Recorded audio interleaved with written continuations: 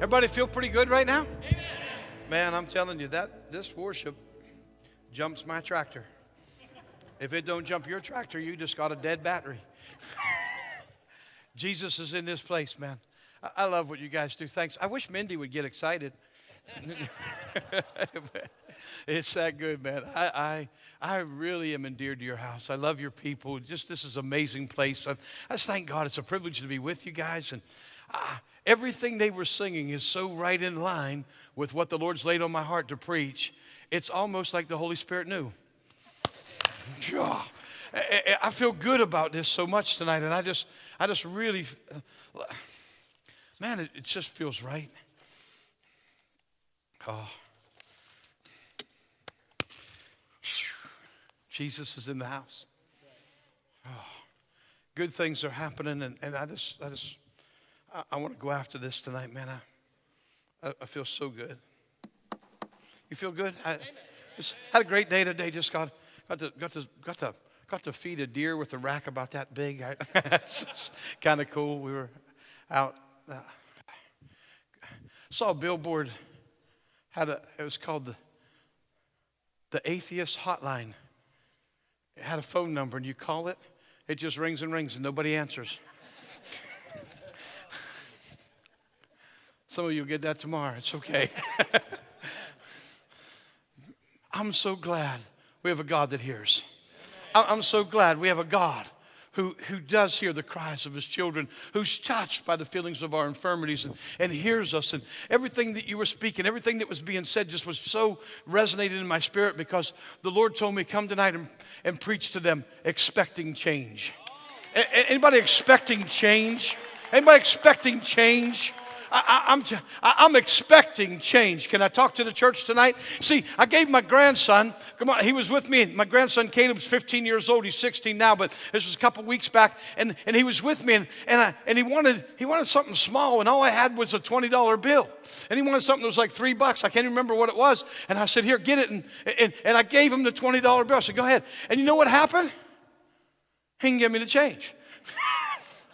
And that was early in the day. And by late at night, I looked at him. I said, hey, you didn't give me my change back. You know what he said? You didn't ask for it. Can I talk to the church right now? Sometimes we don't get change because we didn't ask for it. But when we ask for it, we ought to expect it. Oh, I don't know about you, but there's some things in my life I'm expecting some change. Oh. I'm not talking about dollar bills. I'm talking about a change in the atmosphere. I'm talking about the change in somebody's health. I'm talking about the change in your financial picture. I'm talking about the change that God's bringing in your family. I believe there's some change that's in the atmosphere. We decreed and declared some things in the house tonight. I think we ought to expect that something is going to be different tomorrow because we touched heaven tonight. Oh, I feel like preaching tonight, man. It's going to get wild in here. I'm just going to tell you right now. Go with me to Psalm chapter 5, verse 3. It's a rather obscure verse, but I'll explain it to you in a minute. Psalm chapter 5, verse 3, right? I like this stuff. I feel like the Lord was speaking to me. I was in the bedroom just before service and with Mike and Robin's house. And here's what I heard. I heard the Lord tell him. He said, tell him, lift up your head. It's coming quickly. It's coming quickly.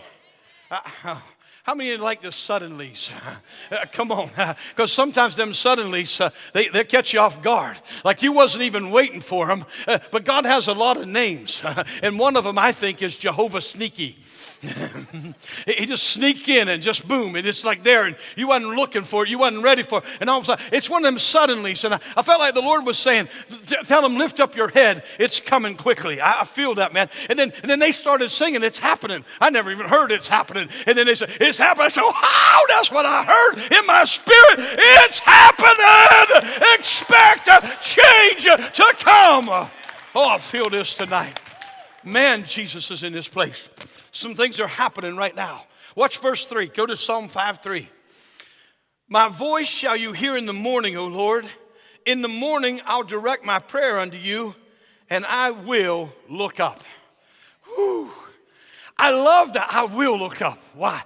Can I tell you that I started to check that out? I read it in a couple other versions, and I saw some things, and I looked it up in the Hebrew trying to understand. And you know, that end of that verse, he actually says, I will pray, right? In the morning I will direct my prayer unto you, and I will wait expectantly. Whew. See, I think when you pray, you ought to expect something. When you make a declaration, you ought to expect change. Can I say this? If you're praying for rain, when you leave in the morning, you ought to take an umbrella. Why? Because you expect what you prayed for is going to happen. I will look to the Lord and I'll wait expectantly. I'll look up. Because why? Because I'm believing that God is going to move on my behalf. Can I talk to the church right now? When your conscience is clear and your heart is pure, you ought to pray with confidence. Why? You got all the promises of heaven backing you up. You got, come on. The resources of heaven are yours if you're an ambassador for Jesus Christ. We need to understand our ambassadorial privilege. I ain't got time to preach that, but I will someday. I feel so good right now.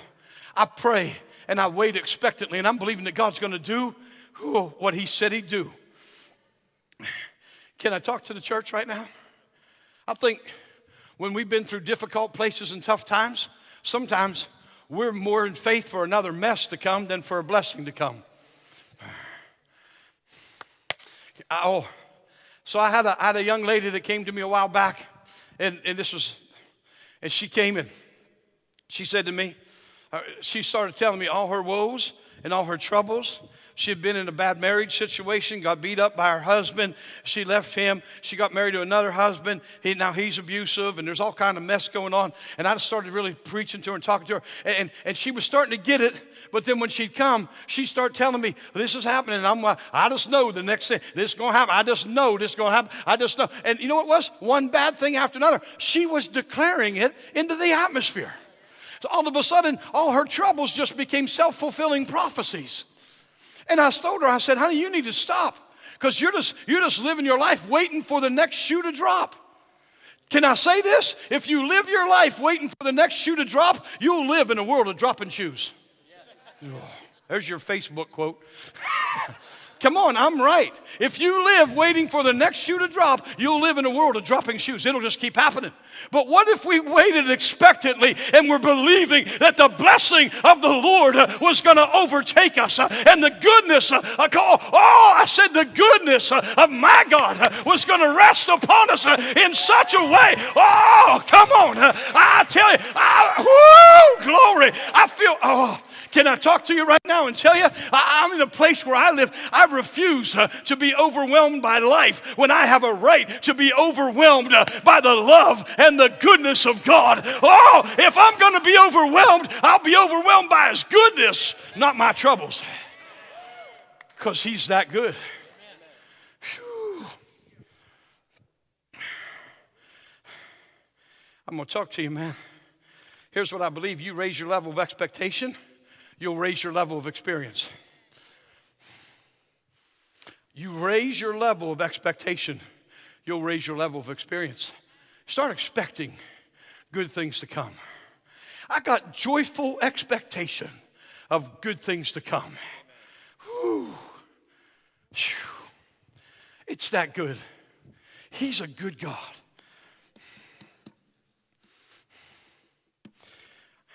Change. Expecting change. One of the young boys at church came and we prayed for him, and he fell out on the floor. And he hit pretty good. And you know what happened? He had a pocket full of coins. And they fell out of his pocket. And they were laying all over the floor. That's where this message came from. I knelt down beside him. I seen all that coins. And the Lord said, tell him to expect change. Maybe some of you need to put some coins on the counter. Start telling yourself, I'm expecting change. Put some coins in your dashboard. Put some coins on. Why? Because it reminds you that you're expecting change. Maybe you need to do it as a prophetic declaration and start declaring, I'm expecting change. Why? Because I'm expecting change. I said I'm expecting change. I'm expecting that something in my life is about to change. I'm expecting that my wife is going to wake up without any complications and problems. I'm expecting that my family is going to live more blessed than ever before. I'm expecting that my church is going to rise. I'm expecting that Jesus is going to bless to the place where we can't even contain the blessing and the overflow of God. Can I talk to you right? I'm expecting I'll come back in 3 years and we'll need the balcony open because every seat on the floor could be filled. I believe that, Azzy. Glory to God. Here's what I know. He's that good. You can't contain his goodness. He's that good. I'm expecting change. Go with me to Mark 10. Let me show you. I might get wound up yet. Go with me 10. Let's go to 46. There's so much here. It's so powerful. In verse 46, it says they came to Jericho. And as he went out of Jericho with his disciples, a great number of people, blind Bartimaeus, the son of Timaeus, sat by the highway side begging. When he heard it was Jesus of Nazareth, he began to cry out and say, Jesus, son of David, have mercy on me. Whew. Who said it? Bartimaeus. I want you to know how good God is. Let me teach you something. I didn't plan on going here, but I will. Bartimaeus. What did they say about Bartimaeus? Who was he? The son of Timaeus. Now, it's important that you understand this. Anytime you see the prefix BAR, it means something. Okay? Bartimaeus was the son of Timaeus. Simon Bar-Jonah. Simon, son of John. You guys know this? BAR is a prefix that means son of. Why is that important, Pastor? Because Jesus got arrested in the garden. And when he got arrested in the garden, horrible things were going on. But right in the midst of it all, you know what happened? Pontius Pilate's wife had a dream. And you know what she did? She came to her husband. She said, dude, don't have anything to do with the blood of this just man. And Pilate's like, okay, man, because he's scared of his wife. So he got a plan. And he went down in the dungeon to the deepest, darkest part of the dungeon and found the worst criminal he could find. Who remembers his name? Barabbas. Right? Now, he brings out Barabbas, and Barabbas is guilty of murder and starting riots. Sedition just means he's a riot starter. He started riots. And he committed murder. He's a really bad dude. He's a bad hombre. Okay? And what happened? They bring him out because he's got to release a prisoner at that time. So he says to the crowd, who do you want? Should I release Jesus or should I release Barabbas? You guys know what the crowd said. Release Barabbas. What do you want us to do with Jesus? Crucify him. How many know the story, right? You guys know the story. What's interesting is this. Remember what I told you? The prefix BAR means son of. What's Abbas? Abbas is a derivative of Abba. You know who Barabbas was? He was a prototype of every one of us. He was the son, right? Come on, what's his word mean? Son of the Father. What happened? The only begotten Son took on the sin and the shame and the penalty for it, right? Why? So that the Father's sons could go free. Barabbas was a prototype of every one of us.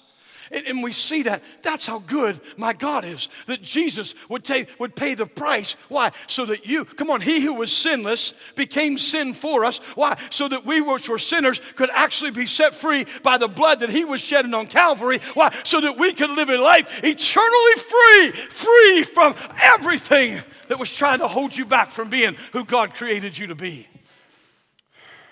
Now you got this blind guy named Bartimaeus. He's sitting by the highway side and Jesus is coming. It's during the year of popularity. And in that place, as he's coming by, Bartimaeus, throngs of people. What was Bartimaeus? He was a blind beggar, right? if you're a beggar in that society, there's not a welfare program. There's not the Kiwanis Club hadn't been invented yet. They couldn't take care of them. I don't know if you know they take care of blind people. There's all these kind of things out there, but the only way that a blind beggar can get any help at all is what? Playing on the hearts of the people. And what's happening? This great crowd is passing by. You know what he's got? He's got a great opportunity for cash. Am I right? He's a beggar, and there's people. If you're a beggar and there's people, it's a good day. But he heard something. When he heard that Jesus was passing by, he began to cry out, what? Lord, Son of David, have mercy on me. Why would he do that? Unless somebody had been talking. Somebody must have been talking about this man named Jesus. Somebody must have been mentioning his name. Somebody must have got the word out that the blind were seeing, the lame were walking, the deaf were hearing, and the dead were raised back to life. Somebody must have been talking about this Jesus, because Bartimaeus ain't going to lose that opportunity unless he thinks there's a better one. What was the better one? He said, Lord, then watch, Son of David. Wait a minute. Son of David? What's that mean? That's a messianic term. What he just said is, Jesus, I know you're the Messiah. Have mercy on me. Because Son of David was a messianic term. The only reason he would use it is because he knew who he was. And he cried out and he said, Lord, Son of David, have mercy on me. He must have got pretty bold, because watch what happens. Keep reading. Oh, I like this stuff. And many charged him that he should hold his peace. But he cried the more, a great deal, Thou Son of David, have mercy on me. I like that. Like they said, hush. And you know what? He got louder. See, sometimes people get, oh, can I talk to you? Yeah. A little while back, one of the neighbors came to church. A nice lady. And she came to church, and she's a nice lady. And I won't get into her story, but she really needs God. And she come to church, and she visited and was with us. And I saw her out about a couple of days later, and I said, hey, hon, her name is Beth. I said, hey, Beth, it was really good seeing you in church, man. I hope you can make it back. And she looked at me, she said, I don't know. I said, what do you mean? And she said, well, you people are really loud. She said, you get pretty noisy, and all that noise kind of makes me nervous. I said, it makes you nervous? She said, yeah, I ain't good with all that noise, and y'all pretty noisy, and you yell a lot. and I'm not really good with all that noise. I said, really? I said, it's okay. I said, but I got to give you this word. She said, what's that? I said, when we get to heaven, you ain't going to want to live near me. Because I'm going to be shouting and praising so loud, you'll have a nervous breakdown. Whoa! That was Bartimaeus, man. Bartimaeus was so wound up, and he said, Lord, Son of David, Son of David. And they said, quiet, boy, keep it down. You're getting kind of radical, son. And they said, oh, and you know what he did? He cried even that much louder. Can I tell you, sometimes when it's inside of you, you just got to let it out. Sometimes when you got to praise inside of you, you can't hold it back. Sometimes when you got to glorify God, you just got to glorify God and say He's good and His mercy endures forever. There was something that was so stirring in him, and he was crying. You know what? Here's the deal. He can't get LASIK surgery. There ain't a cornea transplant available. No, he's a blind beggar. He's got one hope, and that hope is passing by. He can't even see him. He just knows he's there. Lord, Son of David, have mercy on me. Quiet, boy, quiet. Wow, he got that much louder. But watch the next verse, because this gets hot. And Jesus stood still. I'll stop right there. He stood still. What's that mean? Bartimaeus got the attention of heaven. Can I tell you, in worship, we had the attention of heaven. I believe when we were declaring, I believe when declarations were going forth, that I'm expecting change. I said, I'm expecting change. I'm telling you, I'm expecting that tomorrow ain't going to look like yesterday because we had an encounter with Him today. I'm expecting change. So what happened? Jesus stood still. Can I tell you something? Here's what I love. I just believe the angels in heaven been watching this whole thing play out. Now, Jesus go, and the blind beggar, and they hush him, and then all of a sudden, he stands still, and the angels went, oh, what's he going to do now? Come on. Because it has to be exciting for him. He stopped. He said, oh, hold it. He stood still. What's he going to do? What's he going to do? And Jesus stood still. I think that's an amazing part of the verse right there. The attention of heaven's all on him. And he commanded him to be called. And they called the blind man, saying unto him, be of good comfort, and rise, he calls you. Who? The same people that was telling him, hush. A minute ago they were hushers, and now they're his ushers. The hushers just turned into ushers, and they're bringing them to Jesus. This is pretty good stuff. And he's like, and he's coming. Now look at the next part of the verse, because this is key right here. And he, casting away his garment, rose and came to Jesus. And Jesus answering said unto him, what would you that I should do for you? Stop right there. Lord, Son of David, have mercy on me. Hush, hush. Lord, Son of David, have mercy on me. And he said, bring him to me. And all of a sudden, they get a hold of him. And they say, he's calling you, dude. And he casting away. Did you catch that part? He casting aside his garment came to Jesus. And Jesus said, what do you want? Now watch. It's significant. Can I say this? There's no part in your Bible that's there by accident or coincidence. Everything got purpose. What was his garment? Can I tell you? Today, if you're in downtown Lake City and you see a guy with a white cane and a red tip, what's that mean? He's blind. But they didn't have white canes and red tips.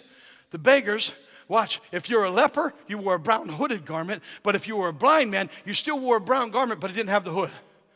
And what did it do? It signified the blind beggar wore a garment so that everybody knew that he was blind. And now Jesus called him, and the first thing he did is, oh, come on. He cast, can I tell you, here's what really happened. He folded it up, handed it to his friend, said, hold on to this, I might need it later. Nope. Come on. He didn't hang it on the tree. I'll be back for you. I might need you. No, he said, whoa, I'm about to have an encounter with the King of Glory. And what? I won't need this. And he cast it away and said, I ain't going to. That used to identify me. But when you have an encounter, your identity changes. I don't need this anymore. This ain't going to define me. This ain't going to hold me in. This ain't going to be my prison. Oh, church, what do we got to cast aside that's been trying to hold us back from being everything God created us to be? And he, casting away his garment, came to Jesus. I think that's an incredibly powerful verse in the Gospels. I want to talk to you. There's some things in your life that you've been holding on to that maybe you need to lay down. Not just lay down, cast away.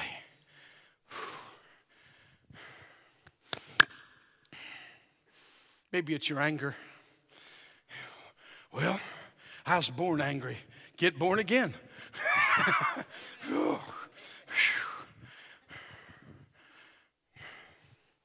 Maybe there's an addiction in your life, and it's time to cast that thing away.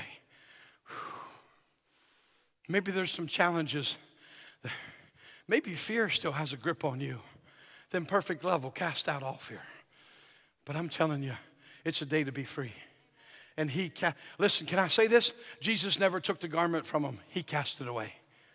Oh, that's really powerful. Church, I'm talking to somebody right now, real serious. There's a place where you got a purpose in your heart. I'm not going to be tomorrow what I was yesterday because I'm having an encounter today. I'm expecting change. I'm expecting change. See, here's what I believe, man. I believe there's a place where we got to. I wrote this down because the Lord really spoke this to me a little while back when I was in the house. Tell him it's safe to hope again. It's safe to hope again. You can let go. Can I say this? Sometimes we hold on to stuff because it's a security blanket. And God's saying, man, there's some things you might need to turn loose of. And I'm not talking to everybody, but there's a few people that know exactly what I'm talking about. And I feel this so strong in my spirit right now. There's some things we got to let go of. Some of that might be a false identity. Sometimes your family tried to tell you who you are, but it wasn't what God said. The devil tried to tell you what you are, but it wasn't what God said. Come on, sometimes we hold on to a false identity. I was in a grocery store. It's called Weiss Market up in Pennsylvania. We have Weiss Markets all over the place. And I was in Weiss Market, and Lori had given me a grocery list to pick some stuff up. And one of the things she said, grab a can of green beans. So I went to the shelves, and I don't know how they are here. I imagine they're similar, but all the vegetables are on a shelf. And there was green beans, and like the whole aisle of the thing here was green beans. And right beside it was corn, and they had a little space. And right between it, you know what there was? A can with no label. And I thought, what's in that can? You guys get curious? So I picked it up, and I shook it, like you could tell if it was green. Sounds like green bean. What's this green bean sound? I'm shaking it thinking, okay, that's probably not going to work. So I picked up a can of green beans and that can to see if they weighed the same, right? Then I picked up a can of corn and that can to see if they weighed the same. And everything was pretty much the same. And I couldn't tell. And now, I didn't even need it. All I had to do was pick up a can of green beans and walk out. But curiosity got me. I'm 55 minutes in the grocery store staring at it. I couldn't tell what was in the can because it didn't have a label. But I thought about, if I take a magic marker, one of them Sharpies, and I write on there green beans, would it be green beans? Not necessarily. Just because I wrote on it doesn't mean that. What if I wrote corn on there? This is corn. Then it wouldn't make it corn, would it? Because I don't know what's inside that can. You know what? Here's what I determined. I didn't have a right to label it because I wasn't the manufacturer. Oh, you didn't hear me. See, can I tell you this? Society didn't have a right to label you. They didn't manufacture you. Can I say this? Your mom and dad didn't manufacture you. You were fearfully and wonderfully made by a creator. And you're not what somebody else said you are. You are who he says you are. And what God says about you is the only thing that matters. And that's when you know who you are. When you find it in the book and the creator said, this is what I call you. That's what you are. Oh. I think we can hold on to a false identity that can be incredibly destructive in our life. In the Old Testament, we have a young man named David. And Samuel comes and pours a horn of oil on his head. I need to talk to somebody right now. Samuel came to Jesse's house. When he came to Jesse's house, you know what he did? He came to Jesse's house to anoint a king because Saul had messed up and the throne was being rent from him. When he got to Jesse's house, he said, Jesse, bring me your sons. And Jesse brought 7 of them. Started with Eliab, the oldest. Shamrock and all of them. And they combined. They had a parade of boys. And Samuel's like, next. Next. No king. 7 boys passed before him, but he can't find a king. And Samuel's like, I know God sent me here, so you got any more boys? Said, I got one. Where is he? Out with his sheep. Get that boy. We ain't sitting down and having dinner till I find a king in this house. And when David came in, can I tell you something? He was overlooked and undervalued. But God didn't overlook him, and God didn't undervalue him. You might be here and you feel like you've been overlooked and undervalued, but I'm here to tell you today, you are not overlooked. You are not undervalued. As a matter of fact, let me tell you what David was. David was number 8. And number 8 is the time of new beginnings. It's the number of new beginnings. And church, I'm here to tell you, I believe that today is a day of new beginnings. I'm expecting change. Change is in the atmosphere. Oh, it's happening. David slays the giant. You guys know this story, right? It's pretty amazing. They said, David, that giant's too big to kill. David said, no, that giant's too big to miss. You got a target like that, I got a rock, we're good. Kills the giant. Saul brings him in. But now the people are singing the praises of David louder than the praises of Saul. Jealousy fills Saul's heart. He hates David. I'm going to kill that boy. I'm going to kill him till he's dead. I'll kill him till he dies from it. He's mad. There's a problem. David had already made a covenant with his son of Saul named Jonathan. David and Jonathan enter into a covenant, and that covenant gets so strong that you know what happens? While all the time Saul's trying to kill him, Jonathan's trying to hide him. And then they get together a second time, and they extend the covenant. And it's not just David and Jonathan. Now it's David's house and Jonathan's house, and the covenant that they made said forever. That's a big word. Why is that a big word? Because we're going somewhere. Saul gets out on the battlefield, and I'm not even going to get into the whole story, but he gets killed. He gets killed. He actually falls on his sword, and then a bunch of other stuff goes on. I won't even get into all that, but Saul's dead, and Jonathan's dead, and all this stuff happens, and David rises to the throne. Everybody okay? Now, when Saul gets dead, let me tell you what happens. When Saul dies, culturally, that means the next king has to step into its place. And the king would traditionally be chosen from the lineage of Saul. But David ain't really in the lineage of Saul. Okay? So this ain't looking good for David. He did marry one of Saul's daughters, but that didn't go so well. That's a whole nother sermon. In the midst of all that, here's what happens. He's not really in the lineage, and Saul got one more son, and he got a grandson. And what happened is, if there's going to be a change, something's going to happen. And a lot of times there's a coup that's going to take place. But I want you to go with me to 2 Samuel chapter 4, and we're going to look at verse 4 for a minute, okay? Because something's happening, okay? 2 Samuel 4 and 4. Because something very significant takes place in that verse. 2 Samuel 4, verse 4, okay? So watch what happens. Chapter 4, verse 4. And Jonathan, Saul's son, had a son that was lame of his feet.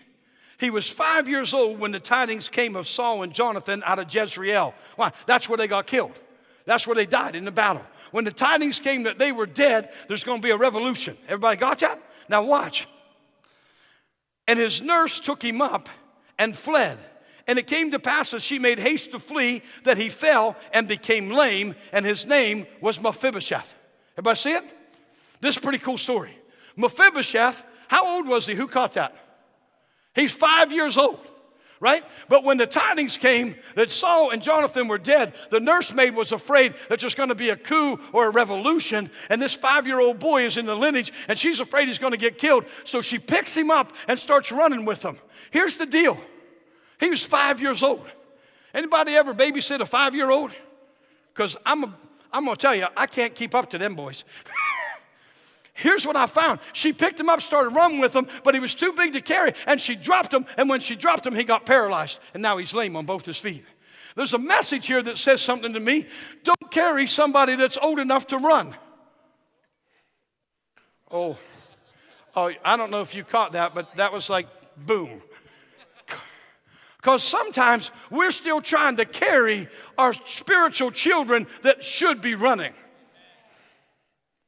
Because you could do more harm than good if you're still carrying them when they ought to be running on their own. Mephibosheth is now lame in both his feet. 13 years pass. Go to chapter 9. David is sitting on the throne. He's in the palace. There's peace. It's quiet. He's reminiscing about his days with Jonathan. And David said, is there yet any that's left of the house of Saul that I might show him kindness for Jonathan's sake? Everybody catch that? Saul got any relatives left? Man, I miss my friend Jonathan. I miss my buddy. 13 years had passed. Everybody got this? It's a big deal. And there was of the house of Saul a servant whose name was Ziba. And when they had called him unto David, the king said unto him, are you Ziba? And he said, thy servant is he. And the king said, is there not any yet of the house of Saul that I might show him kindness, the kindness of God unto him? And Ziba said to the king, Jonathan has yet a son that's lame on his feet. And the king said unto him, where is he? And Ziba said unto the king, behold, he's in the house of Machir, the son of Ammiel in Lodabar. And King David sent and fetched him out of the house of Machir, the son of Ammiel from Lodabar. And when Mephibosheth, the son of Jonathan, the son of Saul, was come unto David, he fell on his face and did reverence. And David said, Mephibosheth. And he answered, behold, thy servant. And David said unto him, Fear not, I will surely show you kindness for Jonathan your father's sake, and I'll restore unto you the land of Saul your father, and you shall eat bread at my table continually. And he bowed himself, and he said, What is thy servant that you should look upon such a dead dog as I? And the king called Ziba, Saul's servant, and he said unto him, I've given unto your master's son all that pertains to Saul and to all his house. Therefore you and your sons and your servants shall till the land for him, and shall bring in the firstfruits, that your master's son might have food to eat. But Mephibosheth, thy master's son, will eat bread always at my table. Now Ziba had 15 sons and 20 servants. I don't know if you caught all that or not, but that's a pretty good day if you're Mephibosheth. 5 years old he was when his nurse dropped him. It's 13 years later. How old's Mephibosheth? 18. He's an 18-year-old cripple, if you would. He's living in Lodabar. Now, let me tell you about Lodabar. Lodabar is the ghetto. It's like a bad time. It's a not good place. Everybody okay with that? And here's the deal, man. This means something to me. Lodabar means dry places. Where's he living? He's living in the house of Machir, right? The name Machir means salesman, and that means somebody. Can I say this? Don't let somebody sell you a false identity that'll keep you in a dry place.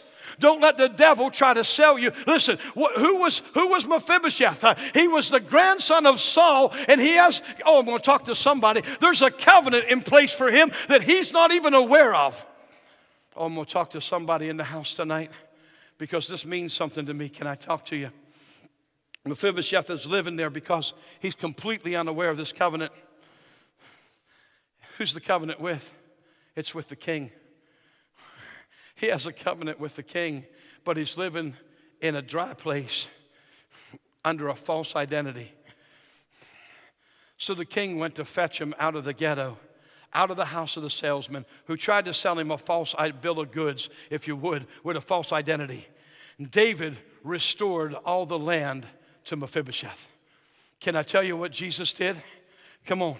You got a covenant with the king who came to restore unto you everything that Adam lost. I will talk to you right now and tell you, we got so much incredible privilege right now. We've got so much right now that God has promised to us as his children. And Mephibosheth was granted to eat bread at the king's table continuously. Can I say this? You're invited to eat bread at the king's table continually. You don't have to live in Lodabar. Somebody ought to be saying, I'm coming out. This is my time and it's my day and I'm expecting change.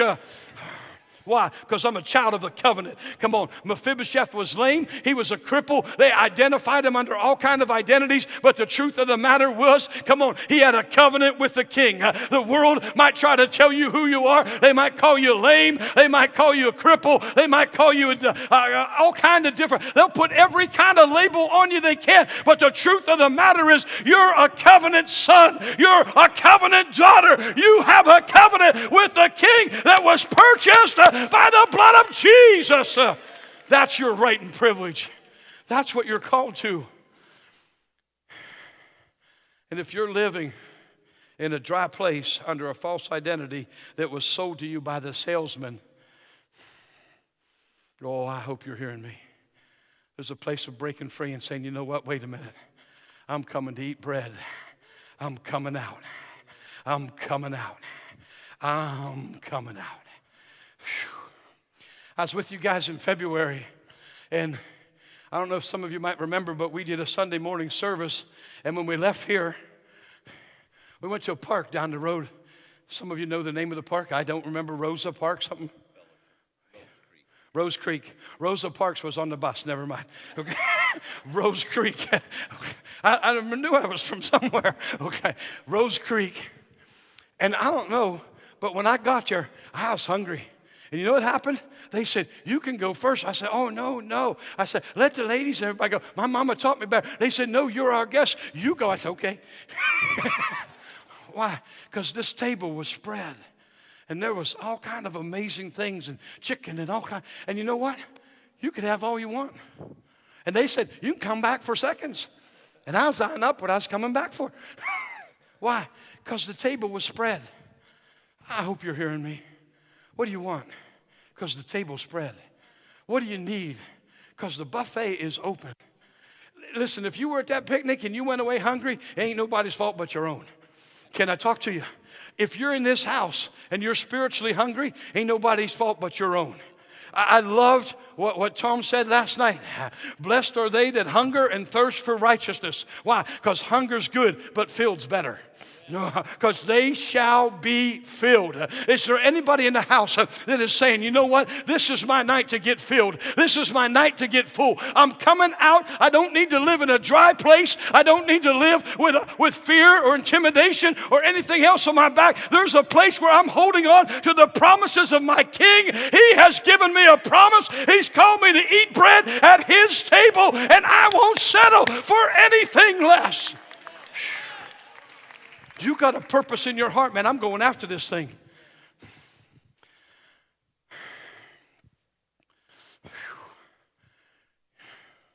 What do you need? What do you want? What are you expecting? I can't get by without this, man. There's a place where God won't give you what you pray for. He'll give you what you believe for. What are you expecting? What are you expecting? I think sometimes we expect the worst rather than the best. We expect... Can I get real plain with you guys? Because I'm just as human as y'all, okay? So, you know, I talked last night about when Lori had the stroke. But when she had that second one, the mini stroke, the TIA, when I was coming a couple weeks ago and couldn't get here, I promise you, you know what was on my shoulder? A stinking demon. Right here. Why? Does he talk in your ear? Hello? Just, okay, good. I thought I was the only one. I was going to go pray. Okay. Like nobody said nothing. I'm like, oh my gosh, that's only me. Okay. He's on my ear. You declare, because why? Because I've been declaring ever since the very beginning what? You guys know what I declared. No ill effects, complete redemption, like she never had a problem. And now she's having a second one. And the devil's on my ear. Oh, yeah, you were expecting that. Who gets that? Anybody else get that? Come on. And that's like, shut up, you stinking devil. Sometimes you got to take authority over that booger head. He's the only one you're allowed to call booger head. Like, don't call your brother that. Okay, but he's a booger head. And in the middle of that, here's what happened, man.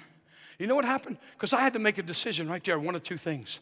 I either had to cower in the corner and go, oh my gosh, you're right, what's going on? Oh my gosh. Or I had to get more bold than ever. And you know what happened? A holy boldness rose up in me. I said, ain't no way, devil. I said, this is nothing but a bump in the road. Come on. Devil, get thee behind me in the name of Jesus. My wife will walk in complete redemption like she never even had a problem, and there'll be no ill effects, and this thing won't have any impact at all. Can I tell you, she had that on Monday and Tuesday. She's in the hospital. She had to spend the night. I went in Tuesday morning. You know the first thing she said to me? Get me out of here. I said, I got my wife back. And I said, what's going on? She said, they want to run all these more tests, and I don't need any tests. Just get me home. I thought, yep, it's you. Brian knows. He knows. Oh. Here's the reality of that. When you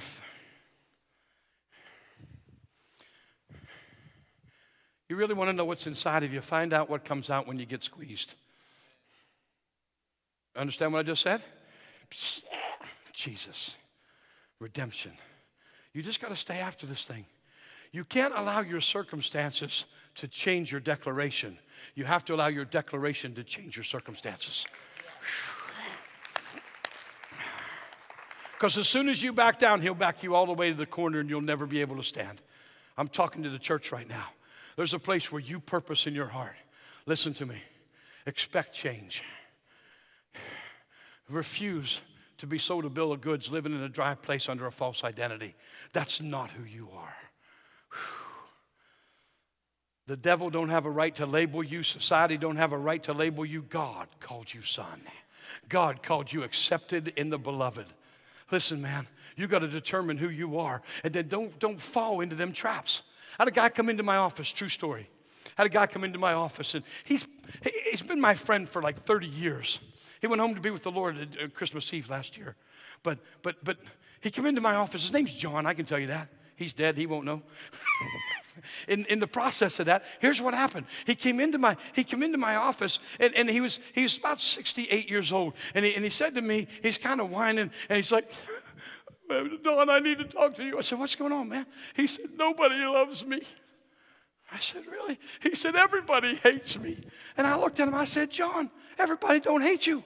He said, no, everybody hates me. I said, John, everybody don't hate you. Everybody don't know you. Only the people that know you hate you. There's lots of people never even met you. They don't even have an opinion. Give them a chance. You say, you didn't say that. I did. Why? Because I'm not going to pet that spirit. Because if we pet that spirit, all of a sudden that thing will be dominating him the rest of his life. Come on, why? Because I'm telling you, man, stand up and be who God created you to be. And don't let the devil sell you a bill of goods. Anybody understand what I'm saying? Come on. There's a place where you have to purpose in your heart. I'm not living a less than life. Why? Because he paid a price for me to live in victory. And I declare I'm going to live in victory. I'm going to live in strength. I'm going to live in grace. I'm going to live in peace. I'm going to live in joy. That's my inheritance.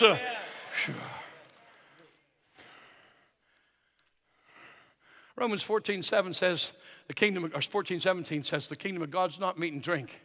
What is it? Righteousness, peace, and joy in the Holy Ghost.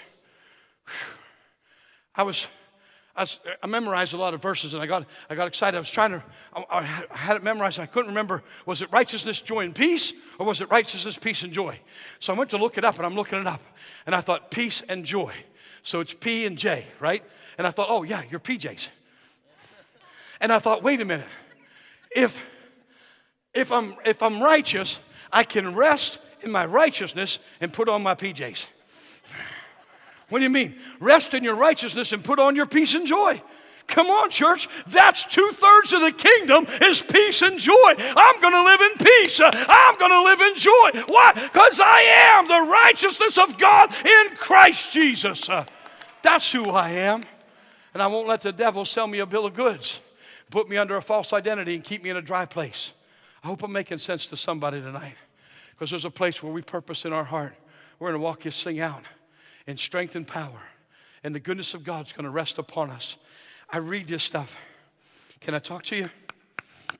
Sometimes you just got to make these declarations over your own life. Because the world...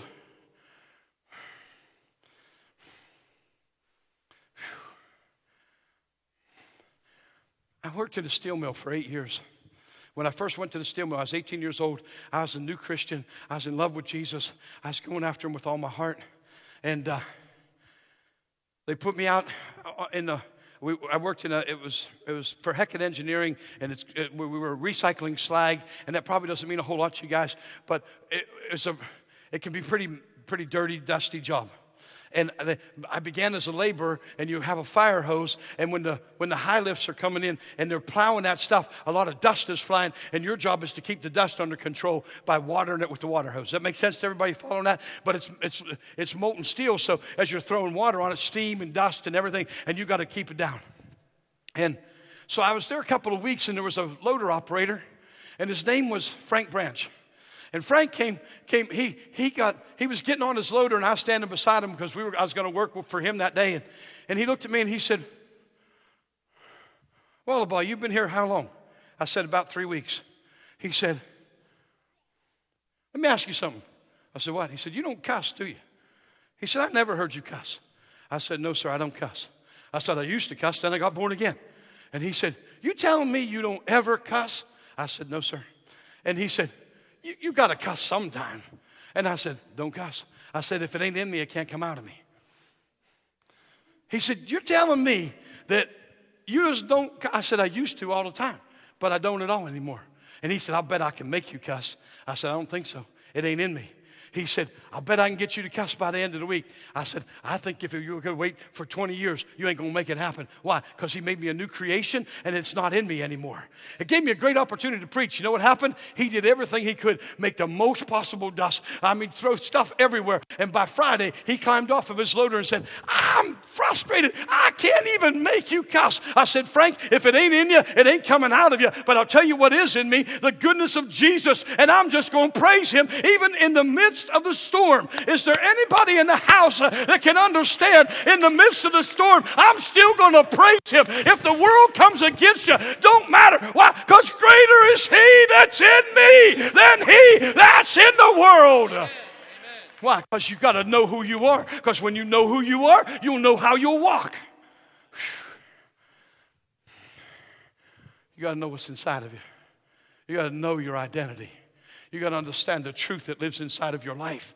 Mephibosheth lived under a lie for 13 years because he didn't understand what he had a covenant for.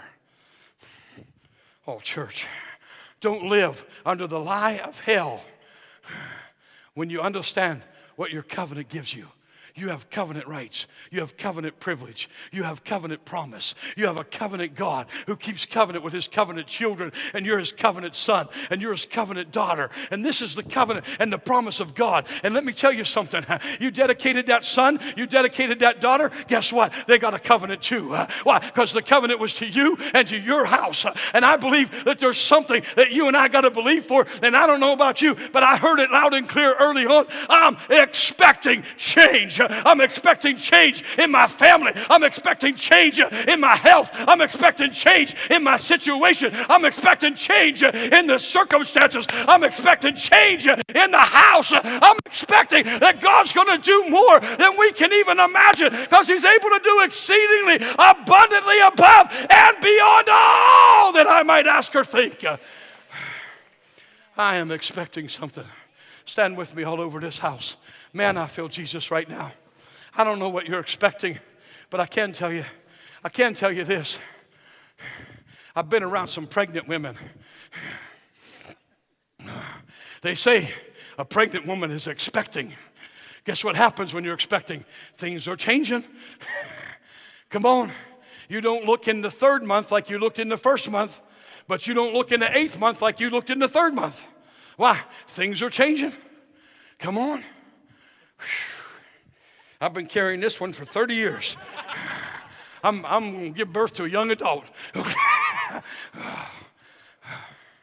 I'm expecting. There's an air of expectancy in the house. It's your fault. You did it. Come on. I feel Jesus. He's in this place. All over the place tonight, it was being decreed. It was being declared.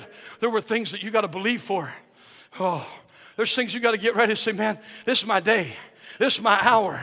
I'm telling you, man, I know what I heard in my heart. And the Lord said, tell them to look up. It's coming quickly. Look up. It's coming quickly. I'm expecting some suddenlies. I'm expecting some, oh my goodness. I'm expecting that before the end of next week, people be coming and telling the pastors, oh my gosh, I thought this. And then, come on. Why? Because God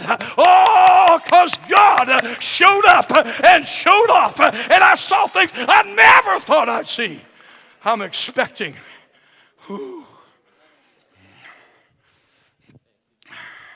I got to tell you this.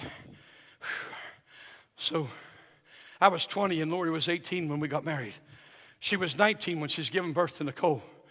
At that point, when we got married, it was good days. We got married. My hair was thick and my waist was thin. Now they traded. She's 4'10". About 97 pounds when we got married. She got pregnant. When Nicole was born, 8 pounds, 6 ounces. Now she was 97 pounds, 4'10", little tiny girl. Everybody got what I'm saying? We went in on December 18th, woke up in the morning. She was having contractions, and I took her to the hospital. And we were there from about 5:30, 6 o'clock in the morning. We stayed till about 6 o'clock in the evening. And they sent her home because she was having contractions, but she couldn't, she wasn't dilated far enough. And so they took her home. They said, see what the night brings. Next morning, 6 o'clock, she's having heavy contractions. You got to take me back. I said, okay. So I missed work Thursday and missed work Friday, and I went in on the 19th, and we got there about 6:30 in the morning, and I remember this. And she's having these contractions, and they hooked up all the equipment, and some of you ladies would understand this better. And I'm standing in the room with her, and and she's breathing, and I'm like, breathe, breathe, breathe, breathe. And she's puffing, and I'm puffing, and she's having contractions, and the doctor's checking her, but she's only 2 centimeters, 3 centimeters, and it's getting late into the day. And she's at like 4 centimeters, but she's stuck there. It's 6 o'clock at night. We've been there all day yesterday, and now we're there. She's expecting. She's about to give birth. There's an elderly nurse, like about 130 years old, and she's in that room, and she's doing her thing and putzing around. And you just knew she'd been there forever, you know. I think she delivered Moses. I'm not sure. And she's walking around, and she went to step out the door, and I went right out behind her. And I stopped her. I said, honey, can I ask you something? She said, what's that? I said, how can I help my wife? This is the second day we've been here. We were here 12 hours yesterday. We're here 11 and a half hours today. I don't know what to do. She said, your wife's tiny. And this baby's a big baby. Got a big old head. She got to push harder. If she push harder, that baby's head will crown. It wouldn't be long she'd have that baby. Now, it's all foreign to me because I'm 20 years old and know nothing, right? So I said, okay, how can I help her? She said, she got to push harder. I said, what can I do? She said, you want to help her? I said, absolutely. She said, make her mad. I said, dude, that's easy. I've been doing that all year. Okay. She said, she get mad enough, she'll push hard enough. And she pushes hard enough, that baby's head will crown, and that baby will come. She just got to push hard enough. I said, are you serious? She said, absolutely. I said, I got this. I walk in. I promise you, I can't even make this stuff up. I walk in, I took her hand, I said, hey, come on, baby, we got this. And she looked at me, and she said, I feel another contraction. I said, good, push, baby, push. And she started, and she's like, oh. And I said, oh, shut up. I've been listening to this for 2 days. I'm tired of listening to you and all your whining. And she's like, get out, just get out of the room, get out of here. And I'm looking, and the nurse is over there going, I said, it's working. 6:05, she's screaming. 6:30, the baby's crying. Why? Because, I'm talking to somebody. Can I say this? The very thing that's been holding you back, maybe you got to get mad and push. You got to get, what's push me? Pray until something happens. Somebody got to push and believe God that it's going to happen today. Because when you're expecting, feel a word from the Lord. If you're expecting from heaven, if God conceived it, it's got a due date. I said, if God conceived it, it's got a due date. I think it's your day. I said, I think it's your day. I know I'm here on an assignment, and I feel like somebody is about to step in to your blessing and your favor. So I'm doing this right now. If you're in this house and you said, you know what? I'm done with that. I ain't letting the devil hold me back. Not one more moment, not one more hour. I'm expecting change. I said, I'm expecting change. I said, I'm expecting change. Is there anybody in the house that's expecting change? And you're saying, you know what? I'm done. I'm after this thing. I'm expecting change. Come on, meet me here. You expecting it? I'm tired of living in dry places. I'm tired of living less than. I'm tired of living lower than God's called. God's called me to something more. God's called me to something better. God's called me to something higher. God's called me to something greater. God's called me to something stronger. This is my day. This is my time. This is my moment. God orchestrated this hour, and we will see your kingdom come and your will be done on earth right now. Yes, Lord. Yes, Lord. Everything inside of me, everything inside of me is saying, this is your time. Come on, God. Come on, God. Come on, Jesus. Come on, Holy Spirit. Whew. Get ready. Get ready. Here's what happened. It's an Acts chapter 2 moment. They gathered together in one accord. And suddenly, there was the sound of a rushing mighty wind. Suddenly, God moved. God moved. I said, suddenly he moved. I said, suddenly he moved. Somebody get ready. There's a suddenly coming to somebody. There's a suddenly about to hit you. There's a suddenly about to touch you. There's a suddenly about to change you. Who's expecting change? Who's expecting change? It's your time. It's your time. Get your hopes up. Get your faith up. Get your promise. Grab a hold of that promise and believe God. It's your time. It's your time, honey. It's your time. It's your time. It's time to believe God. Oh, Jesus, come. Jesus, come. Man, I'm ready to believe God right now. So here's what we're going to do, man. We're going to believe God right now. Somebody said, I don't want to get my hopes up. Can I tell you something? Faith is the substance of things hoped for. If you don't have hope, what are you going to attach your faith to? I said, if you don't have hope, what could you attach your faith to? Get your hopes up. The Lord said it's safe to hope again. It's safe to hope again. It's your time right now. Come on. Get ready to believe God. Get ready to believe God. I said, get ready to believe God. There's an air of expectancy right now. Oh, there's something happening in the house right now. I don't know where you're at. I don't know what you need, but I'm telling you, there's a wind in the house right now. I said there's a wind in the house right now.